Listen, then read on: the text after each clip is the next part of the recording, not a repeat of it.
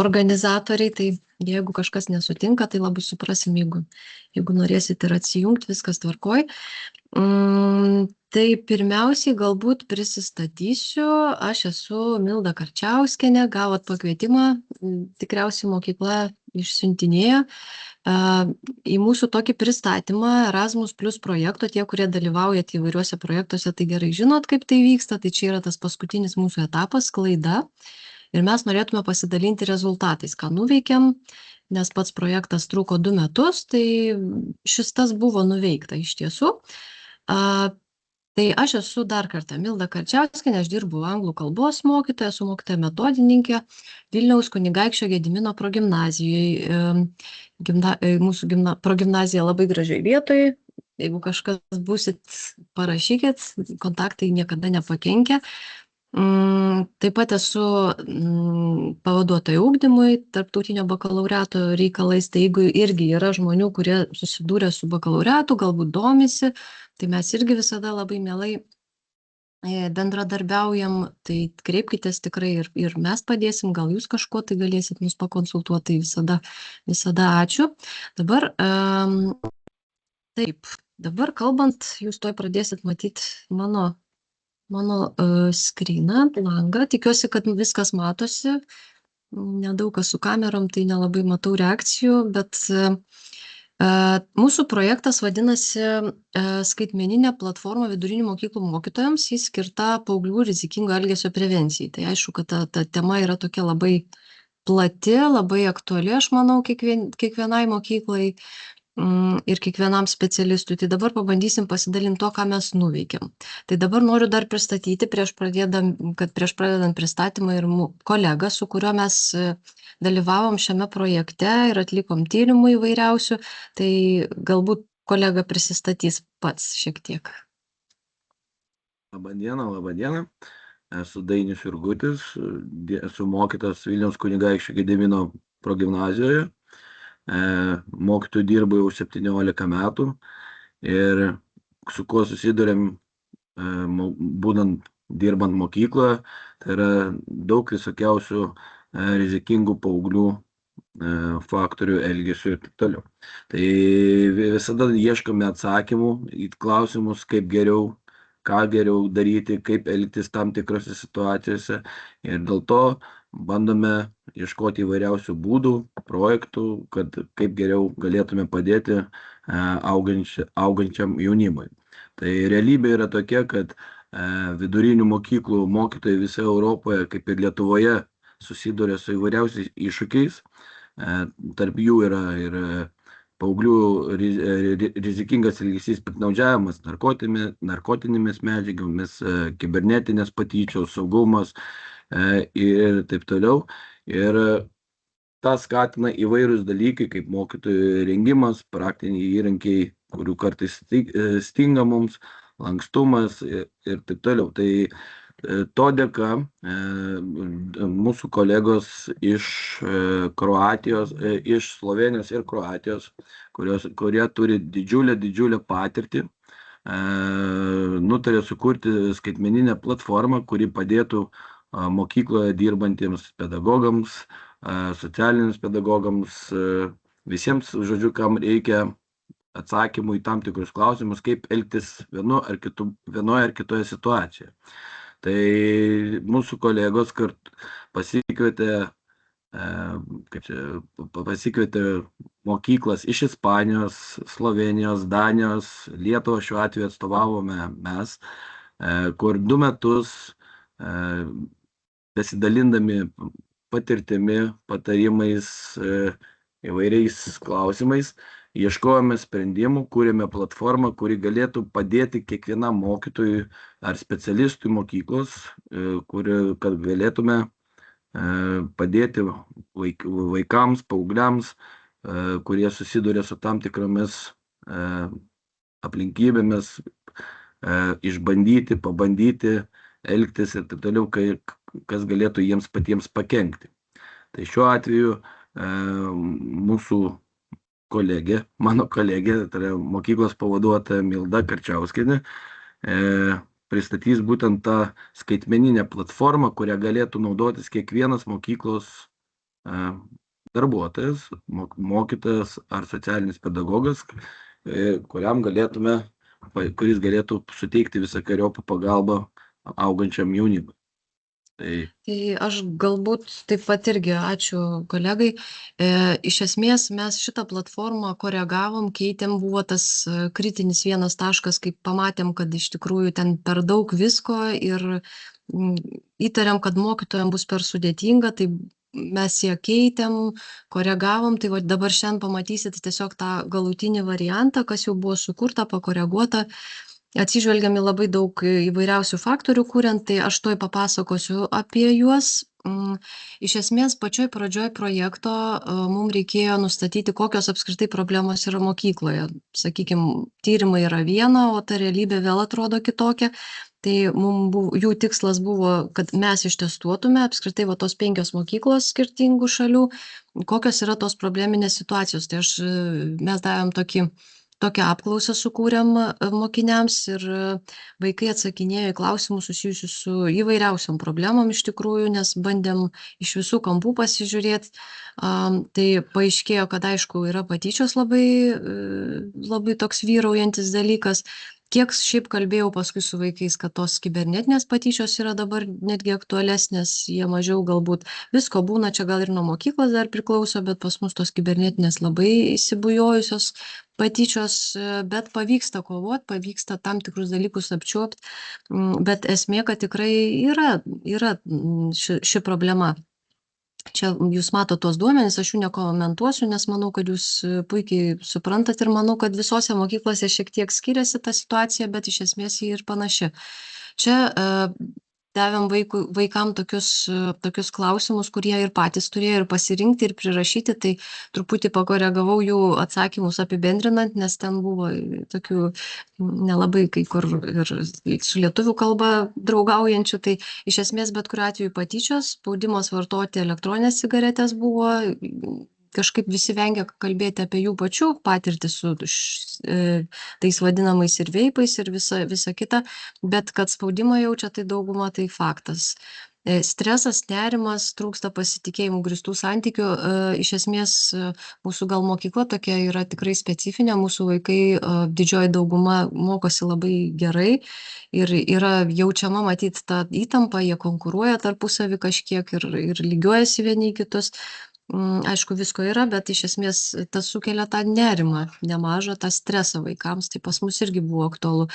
Tai paėmėm pagrindinės problemas visose mokyklose, čia irgi matot, kad patyčios, iš esmės tikrai panašios tos problemos buvo visose 5 šalyse, o mūsų mokykloje, kaip irgi matėt, kad egzistuoja tos pačios sritis, tik tai galbūt gilumas pačių tų problemų skiriasi. Dabar, kas buvo sukurta? Tai buvo platforma, kurioje yra įvairiausių praktinių priemonių, tai yra pagalbiniai dokumentai, kurie dar kai kurie yra koreguojami, nes paprašė organizatoriai dar šiek tiek kai ką pataisyti ir mes tikrai kelsime ten tam tikrus pavyzdžius. Pavyzdžių duomenų bazė tai taipogi bus ir pakankamai jį plati bus ir iš mūsų šalių kiekvienos bus pateikti pavyzdžiai. Sertifikavimo sistema aš paaiškinsiu plačiau, paskui parodysiu tiesiogiai pačią platformą, bus aiškiausia turbūt, kaip tas atrodo ir kuo tai yra naudinga, bet jūs galėsit gauti ir sertifikatus tiesiogiai savo elektroninį paštą atlikus tikrus etapus. Tai va, paminėjo kolega, kad buvo 5 šalys, išversta buvo į 6, aišku, anglų kalba, kaip visą laiką, kad būtų universaliausia. Mes visi tikrinom kokybę visų šitų platformų ir kas tai yra, tai sakyčiau, žinokit, nuo pat pradžių imant, tai yra prevencinė programa. Mes kuriam nuo nulio žingsnis po žingsnio tą prevencinę programą, kas turi būti padaryta, nuo ko pradėti, ko toliau imtis, ką įtraukti, kokius asmenis. Ir man kaip mokytojai visada kiltų klausimas, aš manau, kad ir jūs daug kas galvojat, kodėl mokytojui reikėtų tą daryti. Nes iš esmės mes ir taip turim tų darbų labai daug. Ar visi mokytojai tai darys?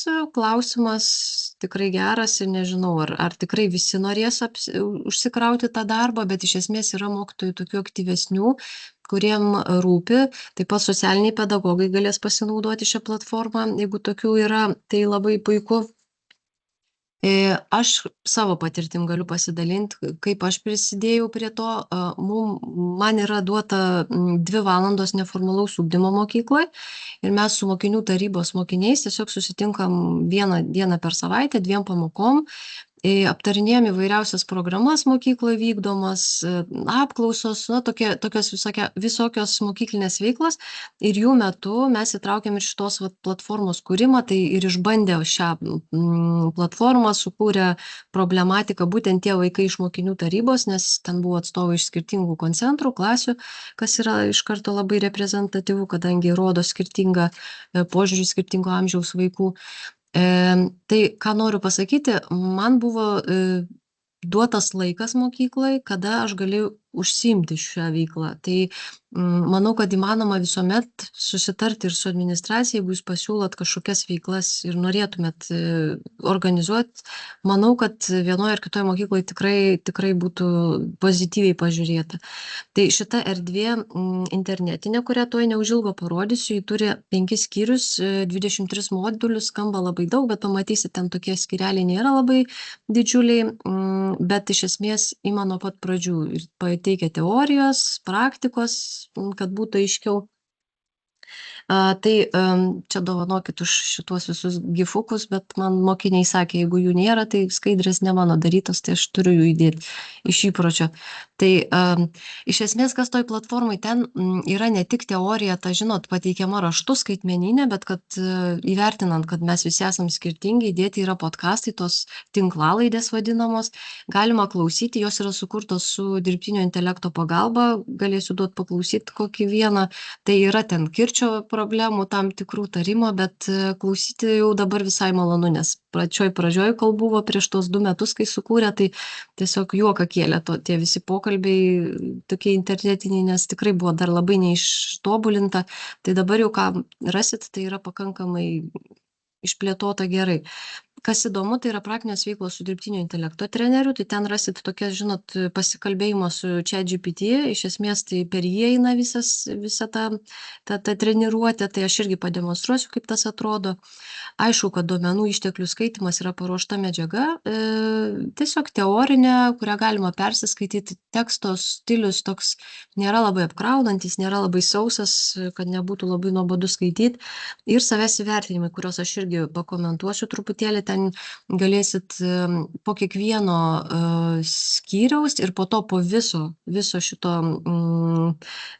visos platformos perėjus tą teoriją, jūs galėsite atlikti tam tikrą testą ir jis parodys, kiek procentų jūs surinkot kaip žinių patikrinimas ir gausit tikrai tokį gana rimtą su kodais Erasmuso suteiktais ES sertifikatą. Mes išsibandę irgi patys ant savęs, pasižiūrėjom, kiek mes išmokom darydami visą tą veiklą vykdydami, tai pažymėjimas gana vertingas, verta pasidaryti iš tiesų, jeigu taip jau tiesiai šviesiai. Dabar čia jūs rasit patį puslapį, tai galite skenuoti QR kodą, jeigu nepavyktų, čia yra ir puslapis, galite patį puslapį paspausti nuorodą. Aš iš karto nieko nelauksiu ir keliauju į tą puslapį. Kolega, palinksėkite, ar matote puslapį gerai, reiškia pasidalinta tinkamai. Dabar šita platforma yra padaryta ganėtinai paprastai, nieko tokio, pamatysit tą ženklą, mūsų logotipą firminį, kaip sakant, ir čia galėsite pasirinkti kalbą, kuri jums patogia, aišku, turbūt jums patogiausia lietuvių kalba, gal anglų kažkas išmanot, paspaudžiat ir tuomet jūs pradedat tą, žinot, žygį į tą platformą. Čia yra visa ta introdukcija, kurią aš ką tik jums ir papasakojau, kas yra, tai mes galim prie to ir neiti. Dabar išskirstytos dalys, kiekvienoje daly mes turim, pavyzdžiui, pirma dalis, tas skyrius vadinamas yra apie prevenciją, ar ne? Ir mes turim tinklalaidės ir dokumentus. Dokumentas yra labai paprastas, nesudėtingas, na čia pateikta, kas mėgstat, kas turit tą tokią, žinot, vaizdinę atmintį, galbūt jums patiks skaitytis. Labai stengiasi padaryti tokį prieinamą ir paprastą tą priimtiną turinį. Ir yra tinklalaidės. Tai tos tinklalaidės galima paklausyti tą pačią teoriją, tik tai tokio podcasto formą. Tai irgi vėl prašysiu kolegos įsijungti kamerą, parodyti, ar girdite visą, ką dabar čia parodau. Sveiki prisijungę prie mūsų šaltinių analizės. Sveiki. Šiandien gilinamės į prevencijos savoką. Mūsų pagrindas 1.1 modulis. Kas yra prevencija?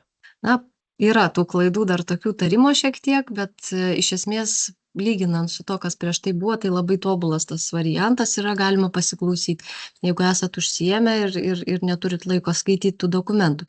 Klausimynas yra praėjus pasitikrinimui sukurtas, mes pateikėm visom kalbom, tai tikrai va lietuvių kalba irgi yra, jūs gausit tokį sertifikatą. Čia gal mokytojų kvalifikacijai visai neblogai, nes aišku, šis yra toks mažesnis, bet atlikus viską, peržiūrėjus, galėsit tokį didelį pasidaryti testuką ir jau tas toks vertingesnis. Ir aš paskui parodysiu, kur jį rasti. Tai čia yra ta pirmasis skyrius ir tie moduliai. Antroji daly jau atsiranda ne tik tinklalaidė, atsiranda va tas dirbtinio intelekto treneris. Tai galima pasižaisti, pasikalbėti su juo. Čia iš pradžių gali nerodyti lietuvių kalbos, po to jisai jau greitai atpažįsta, tai iš pradžių parašys kokios kalbos, mes pasirinksim lietuvių kalbą ir jisai išverčia visą kontekstą. Ir jūs paskaitę apie prevenciją turėtumėt žinoti, kas dabar čia yra. Mokytojas pastebi, kad 12-metis mokinys staiga tampa labai jautrus, dažnai ginčijasi, nuolat siekia bendraamžių pritarimų. Mokytojas tai vertina kaip blogą elgesį ir skiria drausminės nuobaudos, tačiau elgesys nesikeičia. Kuri vystymosi stadija geriausiai paaiškina šį elgesį? Nu, aišku, 12 metų, sakykime, tai yra paauglystė gana ankstyva, ne, mes tai paimam, parašom jam ir jisai mus nukreips į tą pačią ankstyvąją, aišku, taip, tai yra ankstyvoji paauglystė, jūs po to gvildenat sudėtingesnės situacijas, čia dabar su prevencija yra ganėtinai tokios paprastos, vėliau einat jau į sunkesnius tokius atvejus ir ten reikalauja daugiau pamąstymo, šiaip visai vertingi dalykai. Kiekvienam skyriui, aš kaip anglų kalbos mokytoja, dar labai vertinu šitas nuorodas.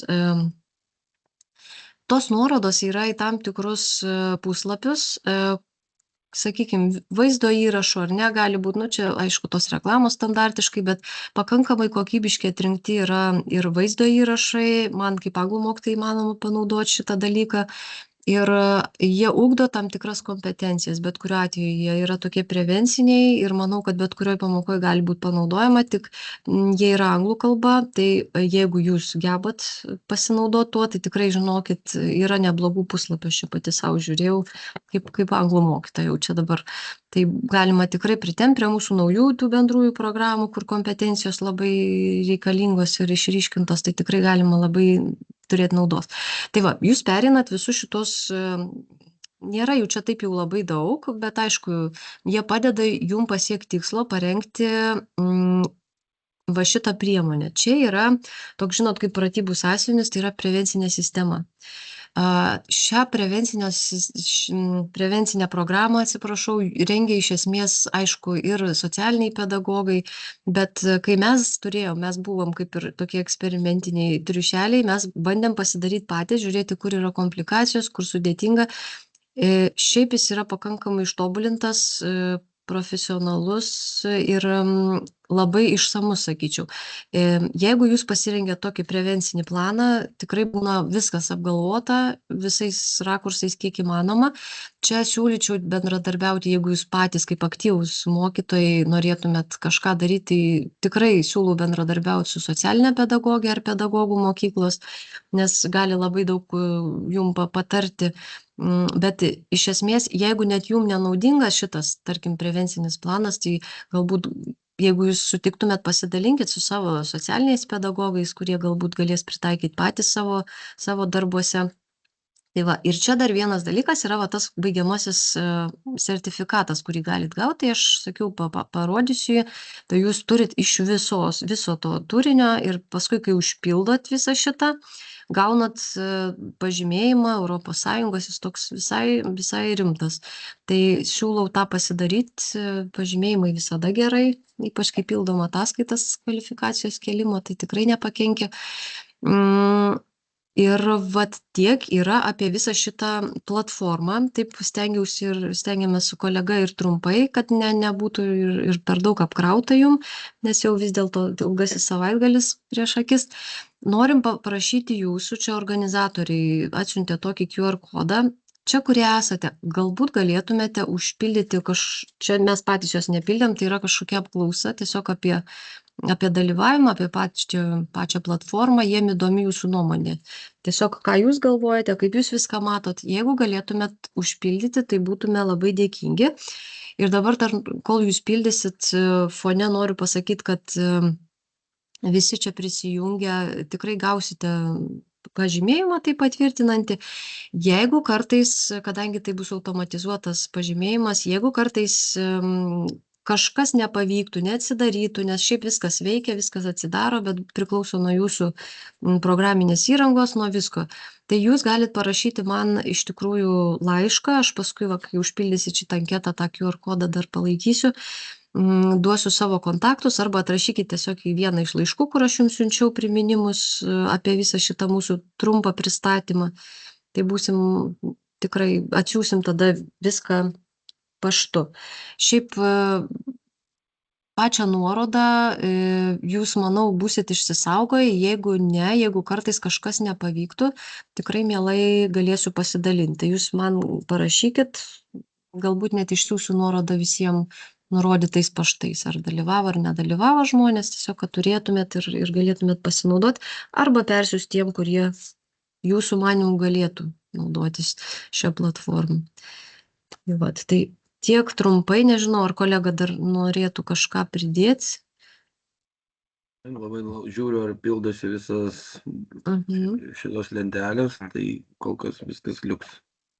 Tie QR kodai, taip, nes čia mes turėjom problemų paskutinę minutę, pasirodė, kad neaktyvu, bet viskas sutvarkėm, lygtais viskas gerai. Aš tikiuosi visi spėjot pasižiūrėti, jeigu ne, jūs galit reakciją, čia yra ta React, nežinau, kaip jeigu lietuviški Teamsai galima pakelt ranką, tuomet aš, taip, nes aš noriu jums pasidalinti, tada dar kartą pasidalinsiu savo kontaktais. Jeigu kažkam dar reikės kažko, nors jūs mano paštą, jūs mano laišką, tikrai laiškus, tai irgi daugiskaitą gavot, tai aš manau, kad turit paštą, bet dėl viso pikto dar čia parašau. Galima pasidaryti nuotrauką ir susisiekti esant reikalui. Taip, jeigu turėsit klausimų arba norėtumėt kažkaip bendradarbiauti, tai mes mielai visada irgi susisiekit, surasim kažkokių bendrų klausimų ir bendradarbiausime.